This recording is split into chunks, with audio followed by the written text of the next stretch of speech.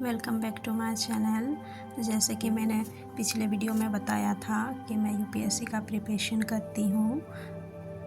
सुबह हो गई है और मेरे दिन की शुरुआत भी हो गई है। दिन की शुरुआत में सिंपल रखती हूँ, एक गिलास पानी और क्लियर माइंडसेट के साथ पढ़ने के लिए बैठ जाती हूँ। 3 घंटे की पढ़ाई करने के बाद फिर मैं लंच के लिए चली जाती हूँ। फिर मुझे याद आता है कि हमारा कॉलेज में एग्ज़ाम होने वाला है वाइवा का, तो उसके लिए असाइनमेंट भी बनाना है। उसके लिए मुझे बाहर जाना पड़ा। फिर आते आते काफ़ी रात हो चुकी थी। मैं और मेरी फ्रेंड थी, क्योंकि उनको भी काम था, तो दोनों का में टाइम लग गया। और फिर रात को डिनर के बाद मैं असाइनमेंट करने के लिए बैठ जाती हूँ, क्योंकि कल सुबह हमारा एग्ज़ाम था और हम लोगों को सुबह में ही बुलाया गया था, तो रात में ही कंप्लीट करना पड़ेगा मुझे। तो मैंने कंप्लीट कर दिया था।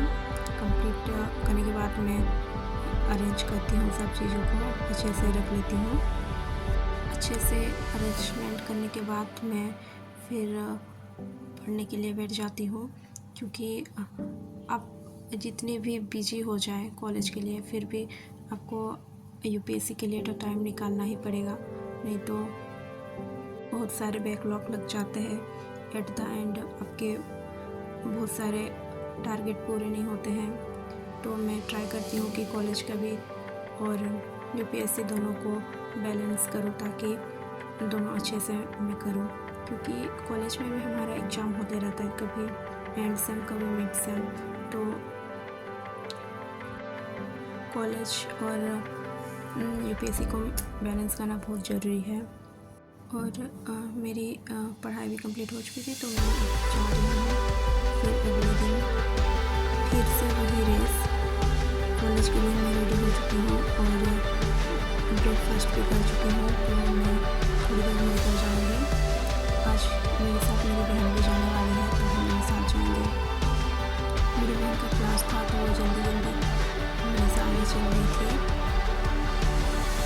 तो हम लोगों को 9:30 में पहुँचना था, तो मैं आराम से जा रही थी। और जाके थोड़ी देर टीचर नहीं आई थी, तो इसलिए बाहर भी कम्युनिटी से खड़े थे। थोड़ी देर में एक्सटर्नल आ जाते हैं, फिर एग्जाम होने के बाद मैं वापस आ जाती हूँ। फिर लंच किया मैंने थोड़ा देर। लंच करने के बाद थोड़ी देर रेस्ट करने के बाद फिर मैं पढ़ाई करने के लिए बैठ जाती हूँ। मैंने अभी पॉलिटी का बुक पढ़ने स्टार्ट किया है। पहले भी मैं पढ़ चुकी हूँ, पर मैं अभी रिवीजन कर रही हूँ। तो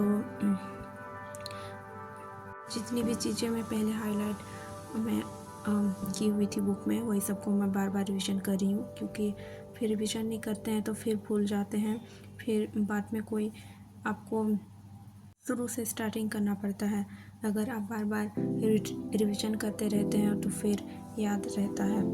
तो मैं वही कर रही थी। कॉलेज के साथ यूपीएससी प्रिपरेशन करना टफ़ है, पर आप चाहो तो कर सकते हैं, दोनों को बैलेंस कर सकते हैं। नहीं तो फिर काफ़ी टाइम लग जाता है आपको यूपीएससी प्रिपरेशन अलग से करने से। तो इसलिए जब आप कॉलेज में हो तभी स्टार्ट कर देना चाहिए।